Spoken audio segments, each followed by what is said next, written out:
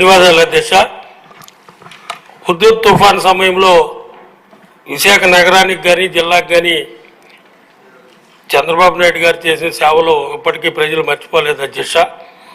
ఆ సందర్భంగా NTR Hudhud housing పేరిట ఆ హుదూద్ తుఫాన్లో ఎఫెక్ట్ అయిన కుటుంబాలకి సుమారు 3,840 ఇళ్ళు కేటాయించడం జరిగింది.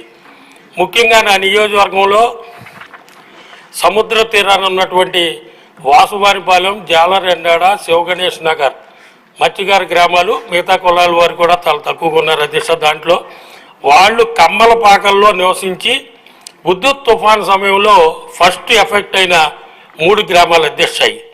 అందుకని చెప్పి ఆ రోజు ముడసర్లవలో 320 ఇళ్ళు, కొమ్మాది 83P సర్వే నెంబర్లో 206 ఇళ్ళు, ఎంబీపీలో 96 ఇళ్ళు కేటాయించడం జరిగింది అధ్యక్ష.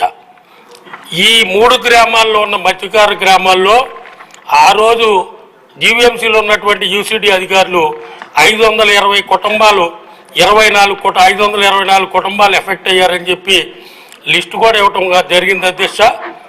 2018లో దరిదాపు పూర్తయినప్పటికీ కూడా ఇప్పుడు 2019లో ఎమ్మెల్సీ ఎలక్షన్ కారణంగా కోడ్ రావటం వల్ల అలాట్మెంట్ జరగలేదు.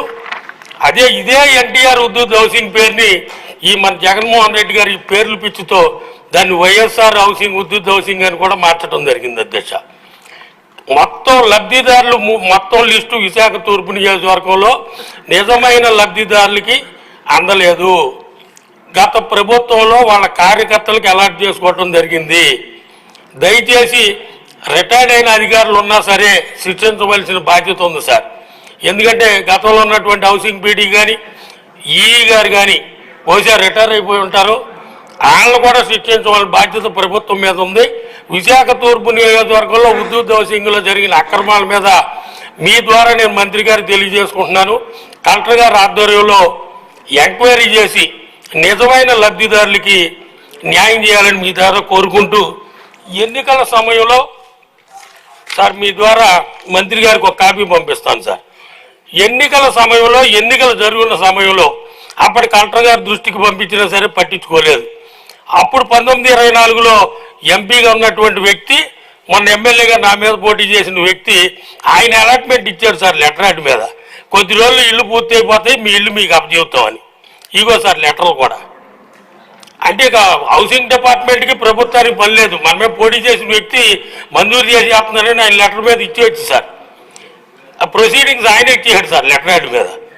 మీ ద్వారా మంత్రి గారికి ఇది కూడా పంపిస్తాను. మంత్రి గారు నేను ఒకటే కోరుతున్నాను, విశాఖ తూర్పు నియోజకవర్గంలో నిజమైన లబ్ధిదారులకు ఇవ్వకుండా అధికారులు, కొంతమంది బ్రోకర్లు, అప్పటి రాజకీయ నాయకులు, అధికార పార్టీ వాళ్ళు అమ్ముకున్నారు.